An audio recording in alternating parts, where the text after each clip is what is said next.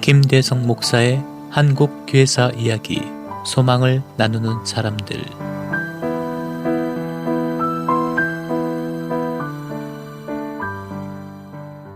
오분 칼럼 한국 교회사 이야기, 소망을 나누는 사람들 그 7번째 시간, 어머니의 뒷모습 같은 아펜셀러 선교사 이야기를 이어가겠습니다.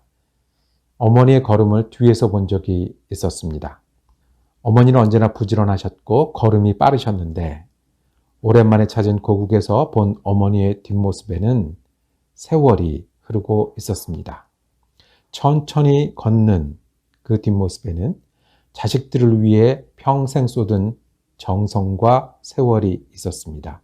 그래서 가슴이 애틋해집니다. 한국교회도 이와 같은 뒷모습으로 메시지를 남긴 어머니 같은 분들이 있습니다. 그 중에 한 분이 헨리 아펜셀러 선교사입니다.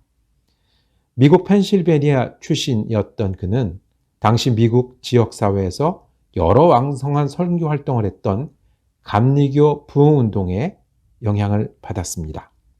드루신학교에 재학하면서 선교에 관심을 갖고 한국 선교를 자원하였습니다. 당시 같은 비전을 품고 있던 언도들을 만나 협력하게 된 것도 이 학창 시절이었습니다.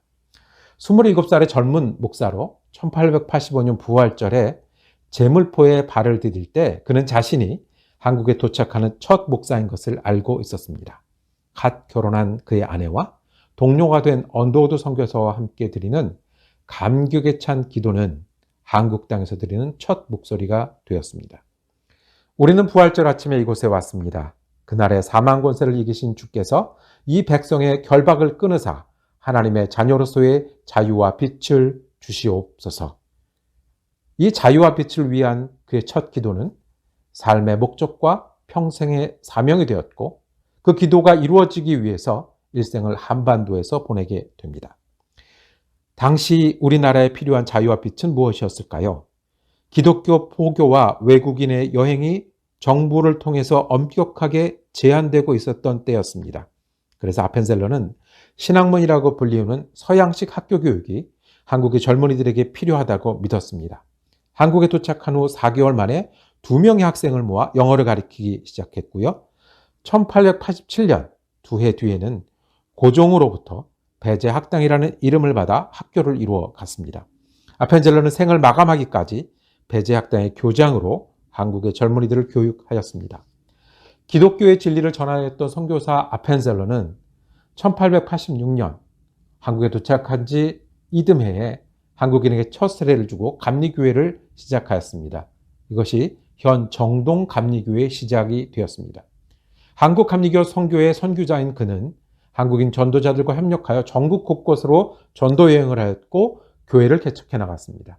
특히 그가 설립한 산문출판사는 기독교 문서 선교의 중심이 되었고 독립신문, 조선 그리스도인 회보 등을 발간하기도 했습니다.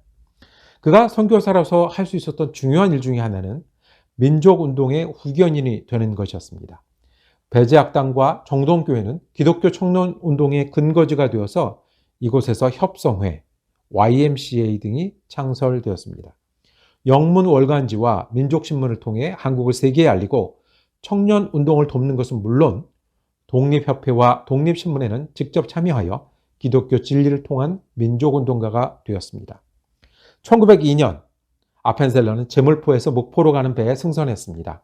한국의 모든 교회를 위해서 성경을 한국어로 번역하기 위한 위원회가 목포에서 소집되었기 때문이었습니다. 그 여행길에 아펜셀러 선교사의 탄 배가 그만 다른 배와 부딪혀 난파했습니다. 자신을 돕던 한국인 조수를 구해냈고 이어서 다른 소녀들을 구하려고 수영하며 애쓰다가 그만 순직하였습니다. 그때 그의 나이 43세였습니다. 마지막까지도 자신을 돌보지 않고 한국을 위해서 희생했던 행동하는 감리교 선교사로 아펜셀러는 우리 가슴에 남아 있습니다. 어머니의 걸음을 보면서 오늘의 나를 있게 한 세월과 마음을 느끼듯이 아펜셀러 선교사와 같은 분들이 있었기에 우리가 기독교인이며 한국인으로 살아갈 수 있는 것이겠죠. 그가 기도하고 전했던 예수처럼 기도한 대로 살았던 아펜셀러처럼 그렇게 스스로의 뒷모습을 남기고 싶은 소원으로 오늘을 채워봅니다.